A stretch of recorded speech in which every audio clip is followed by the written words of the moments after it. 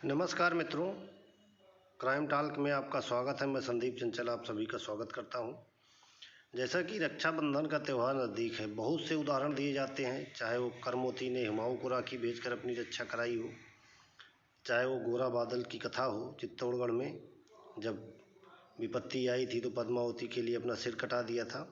तो बहुत से उदाहरण दिए जाते हैं। इसी रक्षाबंधन पर एक आज विशेष अनोखी कहानी हम आपको सुनाने जा रहे हैं, जिसमें एक भाई अपनी जान पर खेलकर अपनी बहन की रक्षा करता है।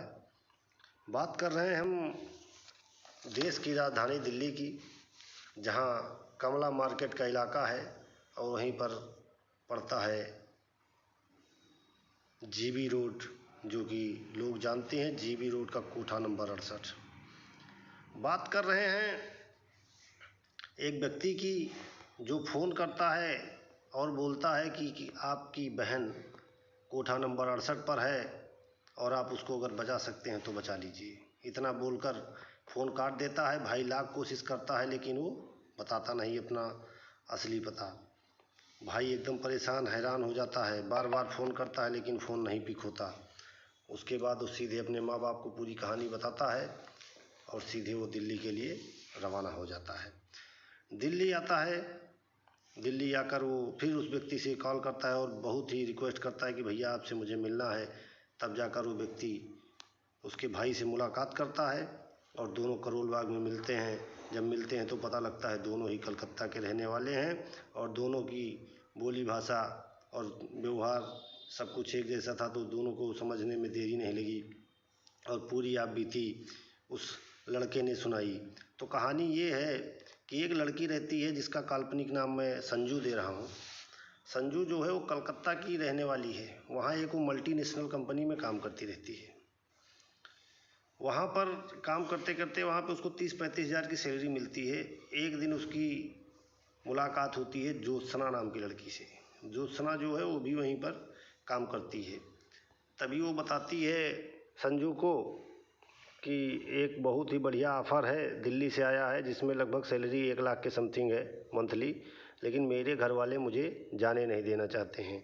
ज्योत्सना और संजू में इतनी दोस्ती थी कि दोनों चाय साथ में पीते थे, टिफ़िन वगैरह साथ में करते थे। तो ज्योत्सना के बताने के बाद वो बोली कि क्या संजू कि क्या मैं जा सकती हूँ? तो ज्योत्सना बोली ऑफ कोर्स क्यों नहीं जा सकती। तब उसको पता देती है और एक रमज़ान नाम के व्यक्ति के साथ उसको भेज देती है। जब उसको भेज देती है, रमज़ान लेके आता है, लाइन लगी रहती है इंटरव्यू की। वहाँ पर जब जाती है संजू, लाइन लगाए रहती है, तभी एक चपरासी वहाँ का आता है और पूछता है मैडम चाय लेंगी कि कॉफ़ी लेंगी? संजू बोलती है कि चाय कॉफ़ी कुछ भी दे दो, फ़िलहाल जो आप अच्छा बनाते हो वही हमको दे दो। तो बोलता है चाय मैडम अच्छी बनाता हूँ। तो वो बोलती है कि चाय ला के दे दो। चाय ला के देता है चपरासी उसको। चाय पी लेती है संजू। चाय पीते ही संजू को कब से क्या हो गया, उसी कुर्सी पर बैठे बैठे सो जाती है, क्या हो जाता है। उसके बाद संजू जब 2-3 घंटे बाद संजू की आँख खुलती है तो अपने आप को निवस्त्र पाती है और शरीर पर एक कपड़े नहीं रहते हैं। और उसके साथ जो बयां करती है कि 10 से 15 लोगों ने लगातार सामूहिक दुष्कर्म किया था। खाना मांगती है, खाना नहीं दिया जाता। पानी मांगती है, पानी नहीं दिया जाता। कुल मिला के जब भी वो मुंह खोलती है तो उसको प्रताड़ना के सिवा और कुछ नहीं मिलता, सीधे वो मार खाती है। इतना सब कुछ सहते हुए संजू अपने आप को वहाँ से निकलने का बहुत ही प्रयास करती है, लेकिन वहाँ से नहीं निकल पाती है। आखिरकार उसको कोठा नंबर 68 पर भेज दिया जाता है।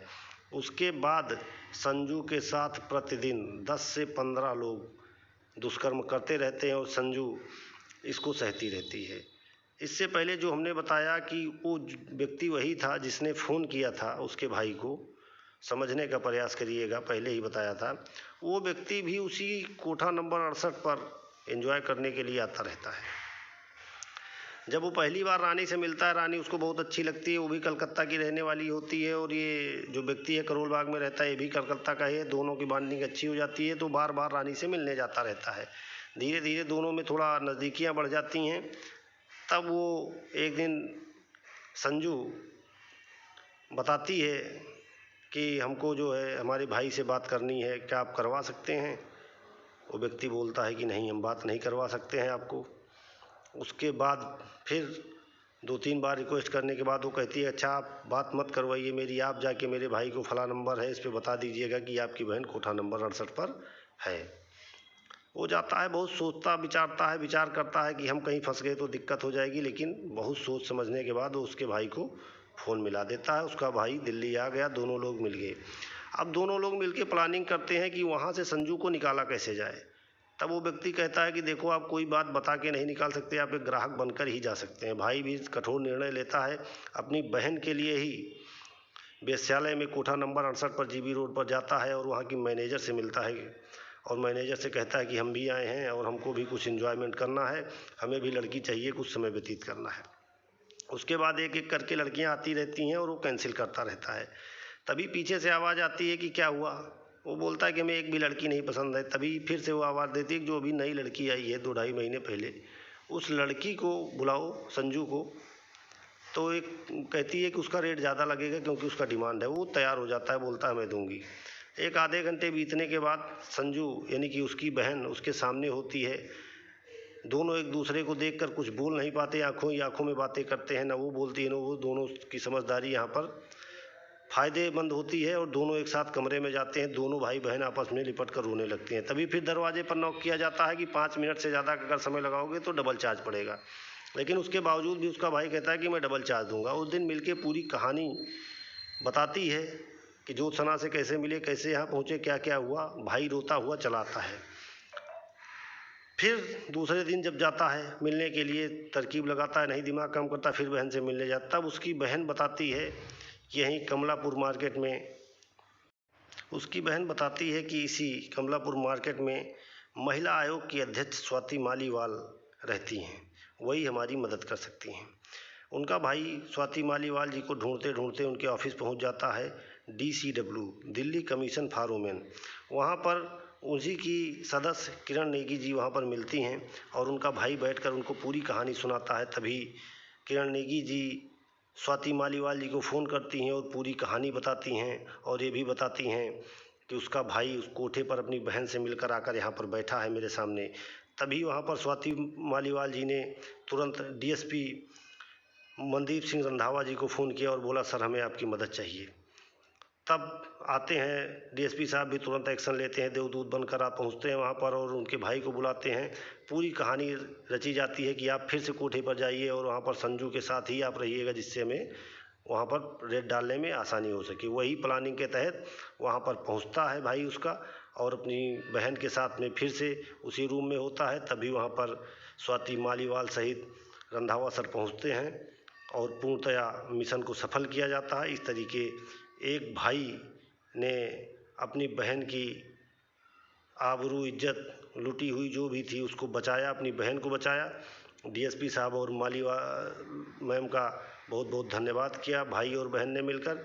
उसके बाद मीडिया में भी ये खबरें काफ़ी प्रमुखता से आई थी, बड़ी बड़ी हेडलाइन से आई थी, काफ़ी तवज्जो दिया गया था दिल्ली कमीशन फॉर वुमेन को, स्वाति मालीवाल मैम को और DSP मनदीप सिंह रंधावा सर को।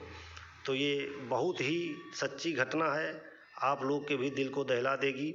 ये कहानी हमको यही सीख देती है, हमारी बहनों को, हमारी बेटियों को, कि आप लोग किसी के बहकावे में ना आवें।